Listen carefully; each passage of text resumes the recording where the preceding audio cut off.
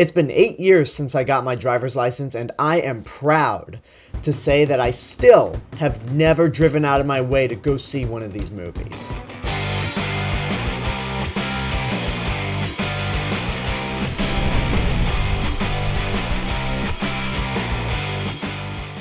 At last, we come to the 8th film in the Fast and the Furious franchise, The Fate of the Furious.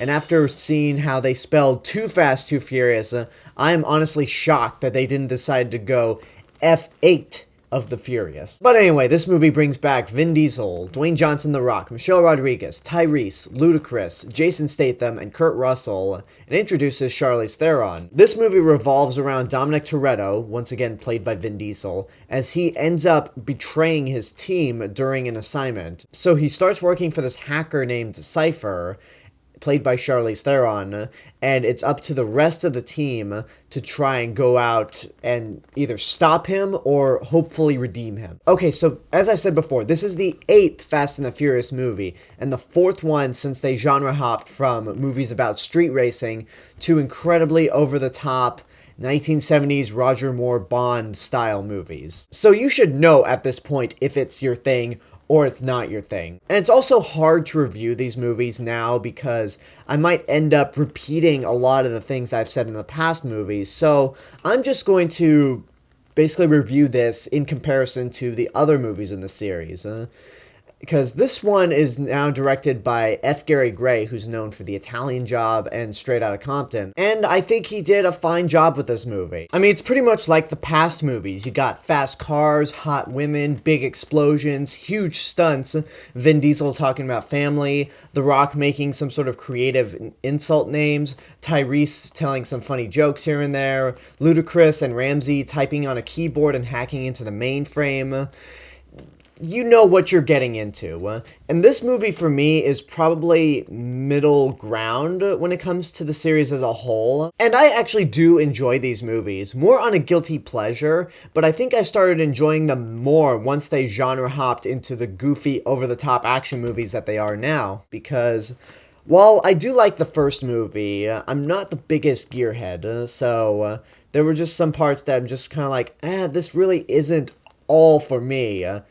But it is an enjoyable movie. 2's not that good, 3 sucks, 4's okay, and then once they got into 5, that's when they started appealing to me a little more. Where they just got really insane and creative with all these stunts, even if they really do break the laws of physics and jump more sharks than you can count. However, with Fate of the Furious, this one's actually more toned down in terms of the over-the-top action. I mean, the action's not plausible at all. I mean, them racing submarines, the big sequence they have in New York, or simply crashing through a concrete wall without a scratch. Nothing's plausible, but it didn't seem as over-the-top or creative as with the other movies, which is kind of a letdown, because when you keep making more movies, you kind of have to amp up the action and get a lot more creative with the stunts and just the set pieces that you create. Just like when you watch a Friday the 13th movie. Whenever Jason kills someone, it has to be really creative, and he kind of has to get more creative as the movies go along. So while the action's never bad, it just never really made me go, wow, or made me laugh with how ridiculous it got, like in the past few movies. And then one thing that is kind of 50-50 is all the dramatic elements. When Dominic Toretto turns rogue, and there are reasons why he does it, the scenes with him and Charlize Theron are played so seriously, while the scenes with the rest of the cast is a little more goofy, sort of like what you want to see from these movies. Sometimes it actually works. Sometimes the drama is really compelling, mainly if you've been watching the series from the beginning and know these characters. But then other times it just comes across as really cliched. And I can point out 2 reasons why that is for me personally. One, Chris Morgan is just not that great of a writer. I mean, I enjoy the movies that he's written, but, I mean, come on. The plots are a little more complicated than they should be. A lot of the dialogue in these movies are terrible and cliched as well. So he's not really the best writer working in Hollywood, but he's nowhere near one of the worst. And also, some of these dramatic scenes go for way too long. One of the problems that I've had with the movies, starting with 5 and going to here, is that usually the middle has a really long drag where not a whole lot is happening. And I know that's hypocritical for me to say that, like be bored with the more quiet moments, but you don't go to the Fast and the Furious movies for drama. You go in there for hot cars, sweet action, and just funny moments here and there. Now, if there are dramatic elements that work, then that's a nice bonus. Like the ending of Furious 7 with that send-off to Paul Walker. That was really emotional, and that was probably the goofiest of all the movies. But again, some of the drama is really compelling, and you do buy into it. And if I could quickly get back to Charlize Theron, I have mixed opinions on her as a villainess. We all know Charlize Theron is a really great actress. Talented, Academy Award winning. But here, when I first heard that she got cast, I figured, okay, she's probably trying to get a new house. And her performance is, again, 50-50. Sometimes she's really cold, menacing, and calculated. But at the same time, and this is more of a writing issue than an actor issue, we don't really know what her motivation is. As the movie goes along, it doesn't really build up to any sort of conclusion on what exactly her goal is and why Dom's working for her. I mean, there's a reason why he's working for her, but why him specifically? I don't know.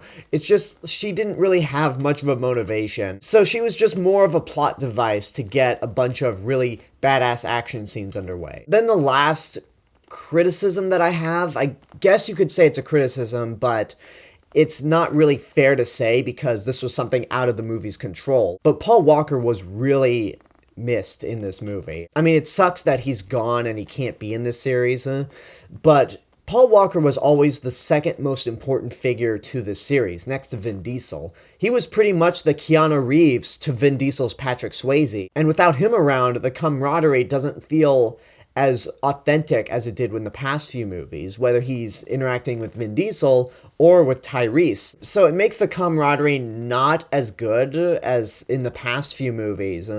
But again, that's something that they really had no control over. It was just due to unfortunate circumstances. So I don't have much to say about this one. If I were to rank the Fast and the Furious movies, this would be middle of the road for me.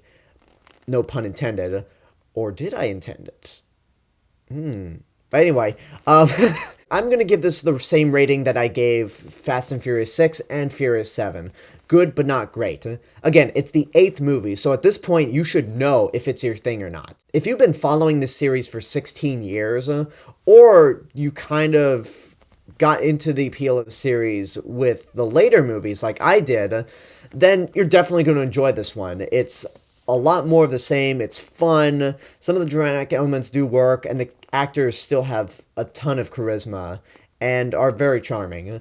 But if you never got into the series, then just stay away. This is not going to change your opinion. For me personally, it's good, but nothing too special. It's a middle-of-the-road Fast and the Furious movie for me, but it still has the great action and funny moments that you've come to expect, with a few dramatic elements here and there. And that's my review for The Fate of the Furious. I hope you enjoyed it. Leave a comment down below and tell me what your thoughts are on the movie, if and when you've seen it. And as always, this is the real Mr. Robinson telling you there's only one.